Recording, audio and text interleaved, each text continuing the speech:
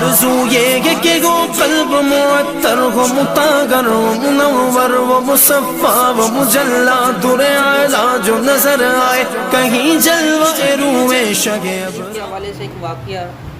لکھا ہے نا قبلہ صلی اللہ تعالیٰ علیہ وآلہ وسلم، قبلہ حسن نظامی رحمۃ اللہ علیہ نے، کہ ان کے ایک دوست تھے، نواب تھے وہ، تو ان کو اپنی جو ہے وہ جائیداد وغیرہ ملی ہوئی تھی، بڑے اچھی دولت تھی ان کے پاس،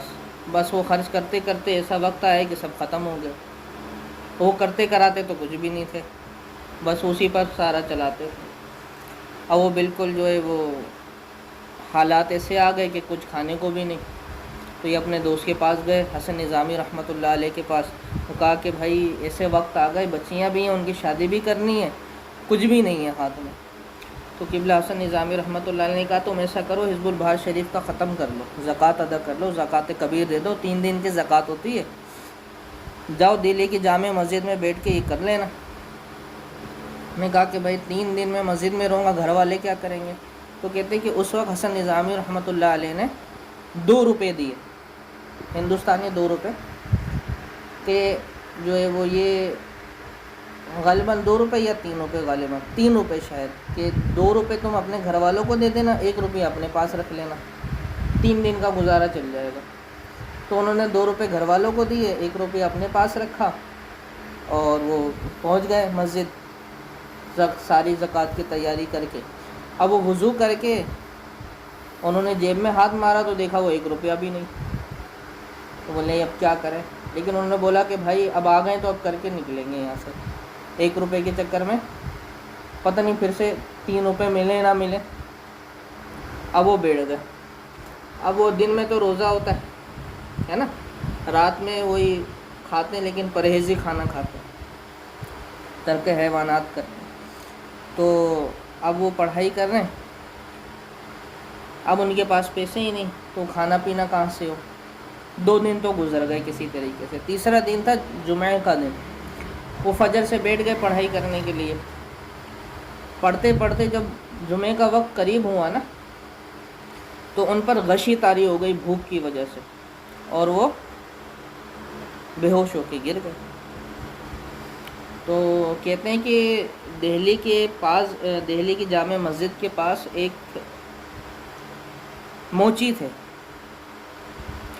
جو مشہور تھا کہ یہ اس وقت کے دلی کے قطب ہیں، وہ وہاں سے اٹھے اور آ کے ان کے پاس آ کے لات ماری اور کہا کہ حزب البہار شریف پڑھتا ہے، تیرے سارے کام میں کروں۔ یہ کہ وہ جو چادر اوڑھی ہوئی تھی انہوں نے وہ ایک اٹھائی اور اس کو جو ہے نا جا کے رنگ والے سے پیلے رنگ میں رنگوا دیا، زعفرانی رنگ جس کو کہتے ہیں، زعفرانی رنگ میں رنگوا دیا، اور رنگوا کے واپس ان کے اوپر ڈال کے واپس بیٹھ گئے جا کے۔ جیسی چادر ڈالی ان کو ایک دم سے ہوش آیا، اٹھ کے پھر وہ پڑھنا شروع ہو گئے۔ اچھا، اس وقت کا جو شاہی خاندان سے ایک شخص تھا، اس کا تعلق تھا، شہزادہ تھا وہ، سمجھ لیں غالباً شاید بہادر شاہ ظفر کا پوتا تھا، یہ ایسے کوئی تھا میرے ذہن میں جو آ رہا۔ وہ آیا، اس کو بزرگوں سے نا بڑی محبت تھی، بزرگان دین سے، اللہ کے ولیوں سے محبت تھی۔ وہ نماز جمعہ پڑھنے آیا اپنے لوگوں کے ساتھ، تو اس نے دیکھا کہ ایک بزرگ ہیں جو نماز سے پہلے بیٹھے ہوئے اور اپنے ذکر میں مشغول ہیں، اور انہوں نے جو ہے وہ زعفرانی رنگ کی چادر اوڑھی ہوئی۔ اس وقت جو ہے یہ زعفرانی رنگ جو ہے بہت مشہور تھا، چشتی کلر ہے نا، چشتیوں کا، تو وہ سمجھا کہ بہت بڑے بزرگ ہیں۔ وہ جا کے بات کرنا شروع کی، تو اب وہ زکوٰۃ دے رہے تھے، پڑھ رہے تھے، بات تو کر نہیں سکتے تھے۔ اس نے سوچا یار کیا بات ہے، دنیا سے تعلق ہی نہیں ہے ان کا، اپنے ذکر میں مشغول ہیں۔ وہ بہت متاثر ہو گیا، اور اس نے کہا کہ بھائی اپنے لوگوں کو جو ان کے ساتھ مصاحبین وغیرہ تھے کہ اس بزرگ یہ جب فارغ ہوں تو ان سے معلومات وغیرہ لے لیں، ان کا پتہ وتہ معلوم کر لیں، ہمارے شاہی خزانے سے ماہانہ ان کے لیے تحفہ مقرر کر دیں۔ بس صحیح، وہ جیسے فارغ ہوئے وہ تو بیٹھ گئے جا کے ان کے مصاحبین انہیں کے پیچھے، فارغ ہوئے تو ان سے بات چیت کر لی، ماہانہ ان کا شاہی خاندان سے چلنا شروع ہو گیا۔ اب دیکھیں وہ ایک جو موچی تھے انہوں نے بولا بھی نا تیرے سارے کام میں کروں، تو حزب الباری شریف پڑھ رہا ہے، ظاہری اسباب اختیار نہیں کرتا ہے، کوئی کما دھما کچھ کر،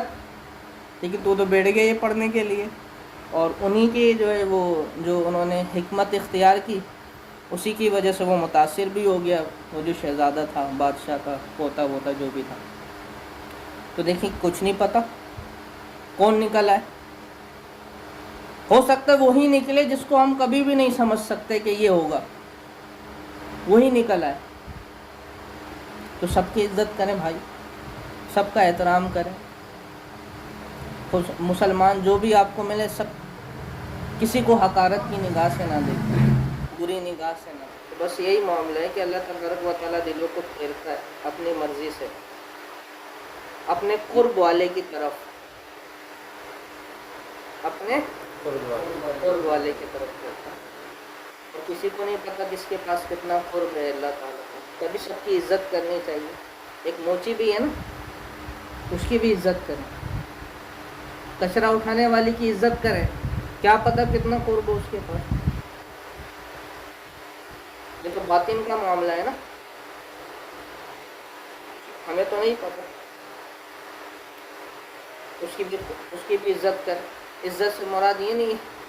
کہ جو ہے اس کو گھر پہ بٹھانے لا کے، لیکن کم از کم اس کو حقارت کی نیت سے نہ دیکھیں، اس کو اس نیت سے دیکھیں کہ مسلمان بھائی ہے ہمارا، ہے نا۔ جیسے آپ اور لوگوں کی عزت کرتے ہیں، معزز شخصیات کی عزت کرتے ہیں، سلام کرتے ہیں آتے جاتے، ان کو دل میں برا نہیں جانتے، تو سارے مسلمان بھائی ہیں ہمارے، کس کے پاس کتنا قرب۔ و رجال غیب جو ہیں وہ چھپے ہوئے ہوتے ہیں نا، غیب رجال غیب مردان غیب، وہ لوگ جو چھپے ہیں، کیا پتہ کون رجال غیب ہے، ہم کو کیا پتہ، ہے نا۔ اور وہ رجال غیب ہیں تو وہ ٹوپی جبہ یہ تھوڑی پہن کے رکھیں گے کہ وہ ظاہر ہو جائیں، یہ تو ہم جیسے بیچارے ہوتے ہیں بے وقوف، لوگوں کو دکھانے کے لیے جو ہے وہ جبہ شبہ یہ وہ پہن لیتے ہیں کہ لوگ دوسرا سمجھے کہ بھئی اتنے قرب میں یہ ہیں، وہ تھوڑی ظاہر کریں گے کہ ہم قرب میں، کیا پتہ کون نکل آئے۔ تو سب کی عزت کرے، سب کا اللہ تبارک و تعالی ہمیں عمل کرنے کی توفیق عطا فرمائے۔